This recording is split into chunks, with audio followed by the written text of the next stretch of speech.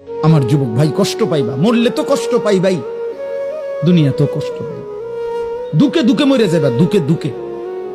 একদিন যখন দেখবা সময়ে প্রয়োজনে যৌবনের ক্ষমতা নাই, নারী দেখতে দেখতে, অশ্লীল দৃশ্য দেখতে দেখতে, বীর্যপাত হতে হতে শরীর নষ্ট হয়ে গেছে, একদিন বুঝবা যৌবনের কত দাম, শরীর স্বাস্থ্যের কত দাম, একদিন বুঝবা।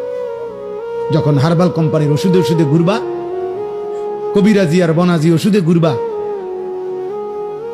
তখন বুঝবা। হ্যাঁ হ্যাঁ, আমি সাফ সাফ বললাম।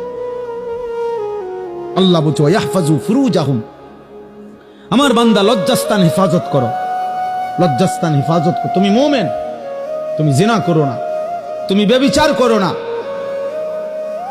তুমি নিজের হাত নিজের লজ্জাস্থানে নাপাক ব্যবহার করো না, তুমি পুরুষে পুরুষে অপকর্ম করো না, তুমি মেয়ে মেয়ে নারী নারী অপকর্ম করো না, কোন রকমের বেহায়াপনা না চোখ দিয়া করবা, না লজ্জাস্থান দিয়ে করবা।